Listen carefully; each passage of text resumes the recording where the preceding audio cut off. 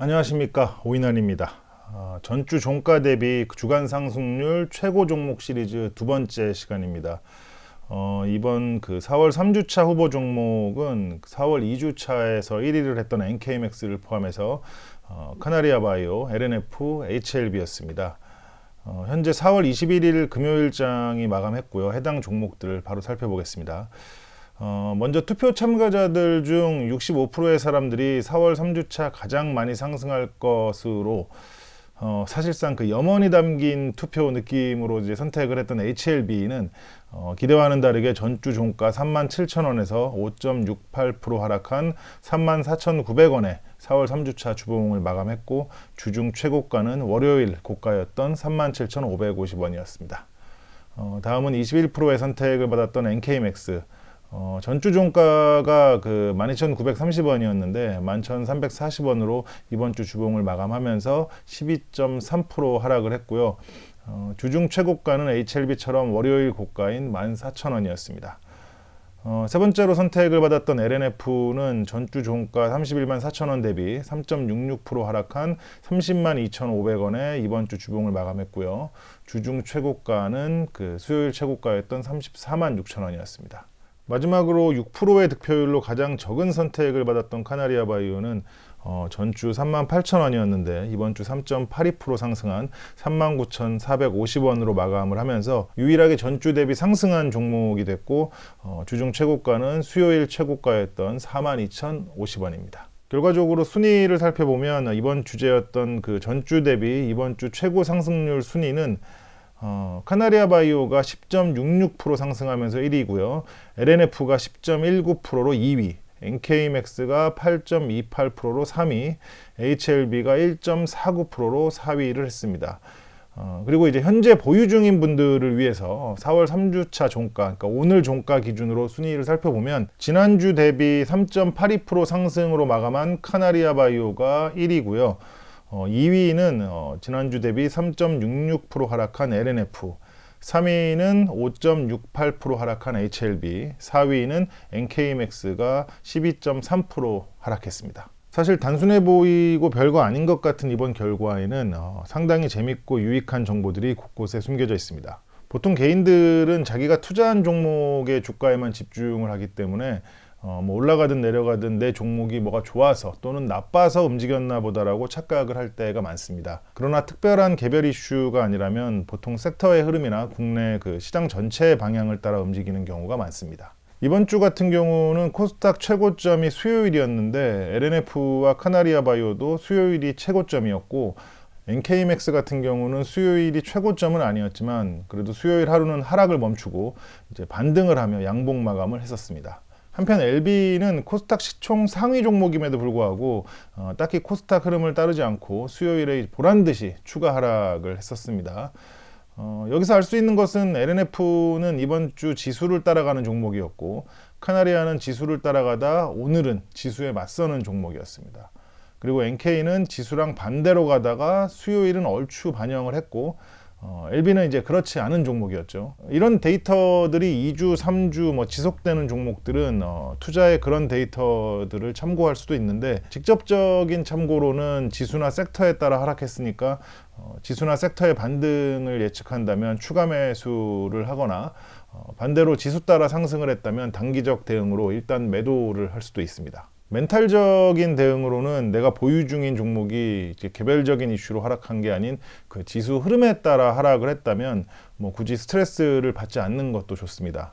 물론 지수라는 것도 절대적인 지지나 무조건적으로 기술적 움직임이 나오는 건 아니지만, 아무래도 개별 종목이나 섹터와 비교하면 이제 상대적으로 안정적인 움직임을 보이기 때문입니다. 그럼 지수를 따라가는 종목은 왜 따라가고 안 따라가는 종목은 왜 안 따라갈까요? 그건 이제 그때그때 그리고 종목마다 겉으로 보이는 이유는 다르지만 원론적인 이유는 하나입니다. 그건 바로 시장의 흐름을 이기는 매매 주체가 있는지 없는지 여부. 너무 당연한 얘기라 이걸 좀 더 직설적으로 얘기하면 해당 종목의 세력이 시장을 이길 정도로 자금이나 기술적 능력이 있는지 여부에 따라 좌지우지 된다는 겁니다. 이 부분은 다시 그 세력이 해당 종목의 유통 물량 대부분을 잠글 수 있는지, 아니면 그 일반 개인들이 시장 흐름에 따라 잦은 매매를 하지 않는지 여부에 따라 상황이 좀 달라집니다.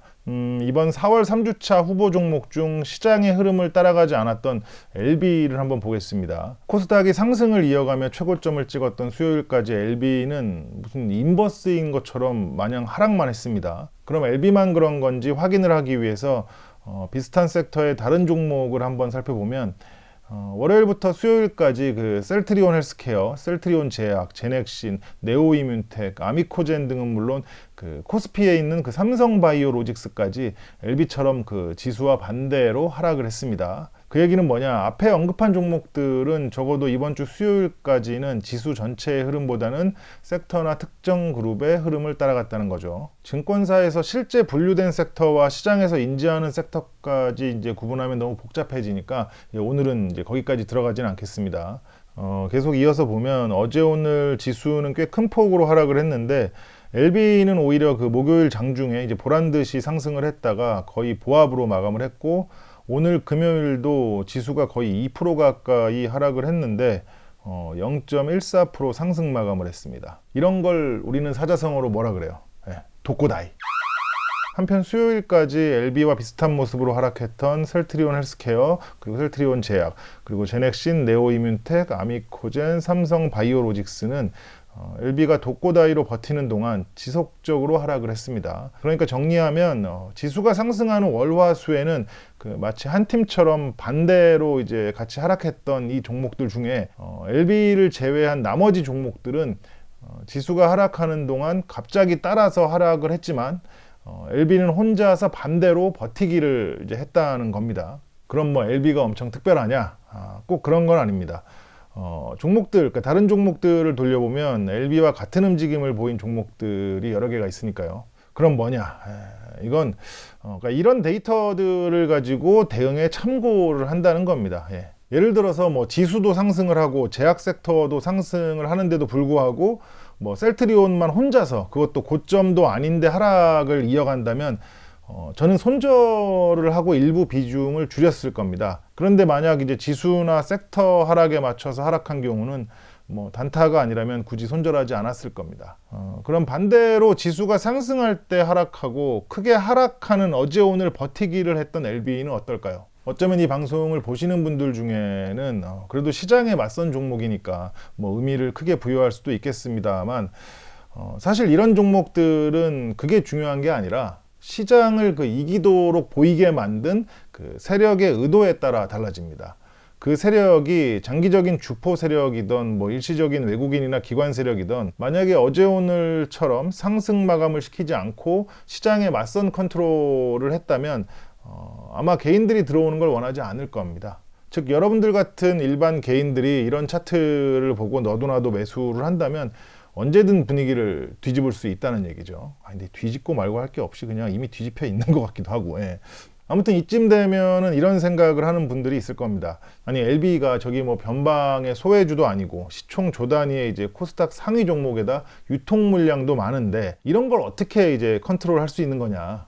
컨트롤이라는 범주를 어디까지로 보느냐에 따라 좀 다른데 뭐 시총이 작고 뭐 유통 물량이 적은 종목이라면 뭐 언제든 상한가 랠리를 만들어낼 수도 있겠죠. 그렇기 때문에 저는 그 LB는 그 점상 랠리 같은 거는 나올 수 없다고 생각을 합니다. 그러려면 이제 유통 물량의 절반 이상을 이제 완벽하게 잠궈야 하는데, 그 정도의 자금이면 뭐 설령 잠궜다고 하더라도 뭐 갑자기 진짜 뭐 삼성이나 애플 아니면 뭐 어디 사우디 왕자가 막 1조 원씩 한 방에 투자하는 거 아닌 이상 제대로 익절하고 그 엑시트를 하기가 사실상 불가능하다고 봅니다. 그래서 저는 그 LB 정도의 종목이면은 시장 흐름에 맞서는 정도나 아니면은 뭐 시장 흐름에 조금 더 보태는 정도, 아니면은 뭐 기간 거래가 적은 날 그 장중 롤러코스터로 장난질하는 정도를 그 컨트롤의 범주로 보고 있는 겁니다.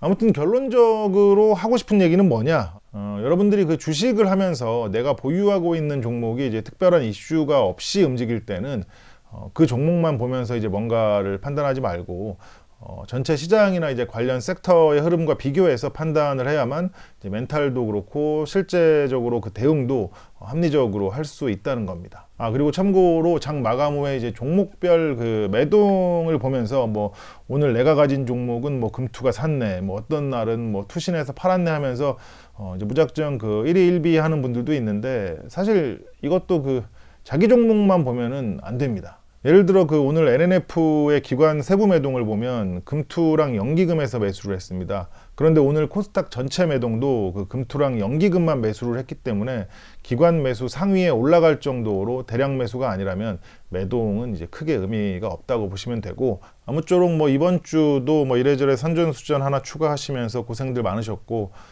지금의 이런 산전수전이 훗날에 이제 확실한 이제 고진감래로 매듭 지어지길 바라면서, 오늘 방송은 여기까지 하도록 하겠습니다. 다음 주 그 4월 4주차 종목 투표는 내일 올라올 예정이고요. 혹시 특별히 원하시는 종목을 댓글로 남겨주시면 후보 선정에 참고하도록 하겠습니다. 감사합니다. 딱 이번 주 장을 그냥 한마디로 정리한다면, 지금 이번 주는 약간 쉬는 장. 이번 주는 쉬는 장. 왜냐면은 지금 코스닥 그 차트 봐봐. 지금 1월부터 해가지고 얼마나 올라왔어, 2차. 그치, 엄청 올라왔지. 나는 어저께 그저께 인버스 들어갔어. 그래갖고 수익 갑자기 확 단기간에 인버스로 수익이 났어. 아무튼 알겠어. 나 지금 여기 이제 잠깐 여기 합정에서 알바하다 올라와서 촬영하는 거야.